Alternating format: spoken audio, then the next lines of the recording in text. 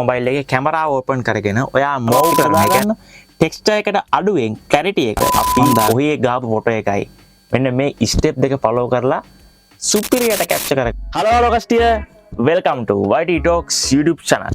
ඉතින් ගොඩ කාලයකට පස්සේ තමයි වීඩියෝ එකක් දාන්නේ. ඔයගොල්ලන් දැන්ටමත් දන්නවා වීඩියෝ එක මොකක්ද කියලා.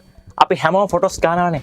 හැබැයි මචං පෙලක් කියව තියෙනවා එක්ක බ්ලර් වෙලා හොඳට වැඩිච්චා. බ්ලර් වෙලා එක්ස්පෝෂර් එක වැඩි අඳුරුයි හරිද? එක එක ඒවා ඉඳලා අපේ අතින් ලස්සනට ෆොටෝස් මිස් වෙනවා. ඉතින් මම අද ඔයගොල්ලන්ට අද කියලා දෙනවා කොහොමද අපි ටෙක්නිකල් විදියට ෆොටෝ එකක් ෂූට් කරන්නේ. ඒ වගේම තමයි බසගාලා කොහොමද ෆොටෝ එක ක්වොලිටි එක එඩිට් එකකින් වැඩි කරගන්නේ කියලා. ඉතින් මම අන්න ඒ දෙක ස්ටෙප්ස් දෙකකින් ඔයගොල්ලන්ට කියලා දෙනවා. ඉතින් ඔයගොල්ලන්ට බලන්න එක ෆලෝ කරලා ලස්සනට ෆොටෝස් වගේ සෝෂල් මීඩියාස් වල අප්ලෝඩ් කරන්න.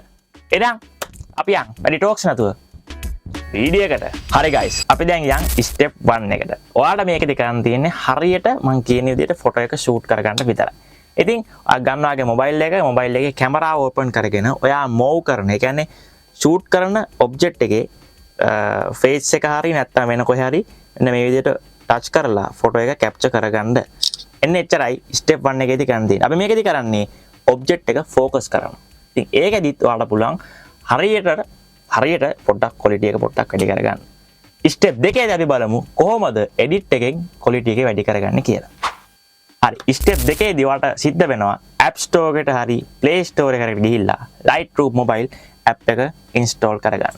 ඊට පස්සේ ඔයාලට කරන්න තියෙන්නේ අපි ඉස්සෙල්ලා කැප්චර් කරගත්තු ෆොටෝ එක මෙන්න මේ විදිහට අප්ලෝඩ් කරගෙන මෙන්න මේ මං කියන සෙටින් වලට එඩිට් කරලා බලන්න. හරි ලයිට් වලට ගිහිල්ලා එක්ස්පෝෂර් එක අනම්මනම් ඔයාගේ කැමැත්ත එක හරිද ඒක ඔයාගේ බැලන්ස් එක අඩු වැඩි කරගන්න. හැබැයි මම කියලා දෙන්නේ මෙන්න මේ සෙටින් ටික. යන්න ඉෆෙක්ට්ස් වලට ගිහිල්ලා මේ ටෙක්ස්චර් කියන එක පොඩ්ඩක් වැඩි කරගන්න. මම 15ක් විතර දාගන්න. ටෙක්ස්චර් එකට අඩුවෙන් ක්ලැරිටි එක මම දාගන්නවා 10ක් විතර. හරිද? ඊට පස්සේ ඩිහෑස් එකත් පොඩ්ඩක් වැඩි කරගන්නවා. ඒකත් 5ක් විතර දාගන්න. ටෙක්ස්චර් එක වැඩියෙන් ඊට වඩා අඩුවෙන් තමයි ක්ලැරිටි එක තියාගන්න ඕනේ. ඊට වඩා අඩුවෙන් තමයි ඩිහෑස් එක තියාගන්න. හරි. ඊට පස්සේ යන්න ඩීටේල් වලට. ඩීටේල් වලට ගිහිල්ලා ෂාපින් එක මම දාගන්නවා 10ක් විතර. ඊට පස්සේ noise reduction එකට ගිහිල්ලා ඒක දාගන්න 10ක් 13ක් විතර 12ක් විතර දාගන්න. හරි. ඔයා කැමත්තට ඒක ෆොටෝ එකේ අඩු වැඩි වේදෙන විදියට ඔයා කස්ටමයිස් කරගන්න. ඉතින් ඔය විදිහට තමයි ඔන්න ඔය සෙටින් ටික තමයි ඊට පස්සේ කලර් නොයිස් එකත් පොඩ්ඩක් වැඩි කරගමු. හරි. ඔන්න ඔය ටික සෙටින් ටික හදාගෙන ෆොටෝ එක එක්ස්පෝර්ට් කරන්න. ඊට පස්සේ ඔයාලට දැන් පේනවා අපි ඔහේ ගාපු ෆොටෝ එකයි මෙන්න මේ ස්ටෙප් දෙක ෆලෝ කරලා සුපිරියට කැප්චර් කරගත්තු සුපිරියට අවුට්පුට් කරගපත්තු ෆොටෝ එකයි. ඉතින් කම්පෙයාර් කරලා බලන්න ෆොටෝත් එක සුපිරි. එළම. ඉතින් ඔයත් මෙන්න මේ ස්ටෙප් දෙක ෆලෝ කරලා ලස්සනට ෆොටෝස් කැප්චර් කරලා වගේ සෝෂල් මීඩියාස් වල දාන්න. ලයික් වැඩි වෙන්නේ බස ගාලා හරිද?